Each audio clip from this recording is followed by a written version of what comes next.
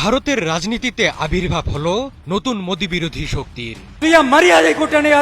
প্রধানমন্ত্রী মোদি ভারতের মানুষের ওপর যে হিন্দি ভাষা ও হিন্দুত্ববাদী রাজনীতি চাপিয়ে দেওয়ার চেষ্টা করছেন তার বিরুদ্ধে দাঁড়ালেন তামিলনাড়ুর জনপ্রিয় অভিনেতা থালাপতি বিজয়। মাদুরাইয়ে নিজের রাজনৈতিক দল তামিলাগা ভেত্রি কাজগম টিভিকের সম্মেলনে দাঁড়িয়ে রীতিমতো ঝড় তুলেছেন এই সুপারস্টার। মোদির দল বিজেপিকে ফেসিবাদী আখ্যা দিয়ে ঘোষণা দিয়েছেন যুদ্ধের। ভারতের তামিলনাড়ু রাজ্যে কখনোই অবস্থান গড়তে পারেনি মোদির দল বিজেপি। সেখানে ক্ষমতায় আছেন তুমুল মোদি বিরোধী হিসেবে পরিচিত এমকে স্ট্যালিনের দল ডিএমকে।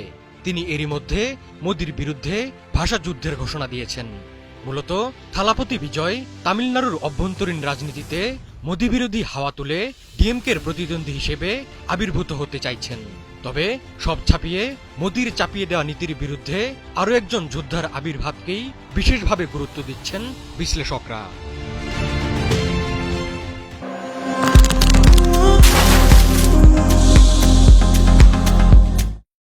আসন্ন বিধানসভা নির্বাচন সামনে রেখে মাদুরাইয়ে বিশাল সমাবেশের মাধ্যমে নিজ দলের শক্তি প্রদর্শন করেছেন থালাপতি বিজয়।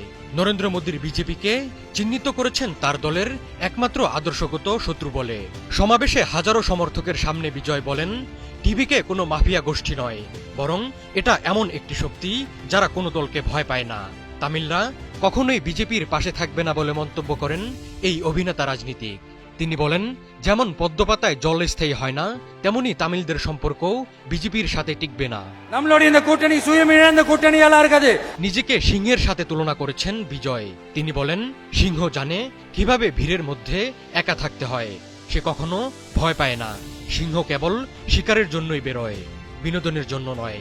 আর সিংহ কখনো মৃত শিকার খায় না।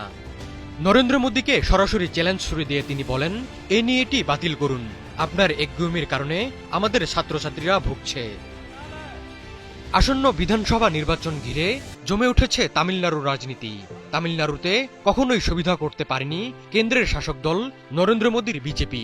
2021 সালের সবশেষ বিধানসভা নির্বাচনে 234টি আসনের মধ্যে মাত্র 4টি আসন পেয়েছিল বিজেপি। রাজ্যের প্রধান বিরোধী দল এআইএডিএমকের সঙ্গে জোট করে নির্বাচনে প্রতিদ্বন্দ্বিতা করেছিল তারা।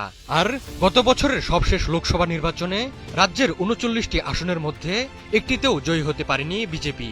একটিও আসন না পেলেও তাদের ভোট উল্লেখযোগ্যভাবে বৃদ্ধি পেয়েছে। 2019 সালের লোকসভা নির্বাচনের তুলনায় গত নির্বাচনে তাদের ভোট ভাগ 3.6% থেকে বেড়ে দাঁড়িয়েছিল 11%।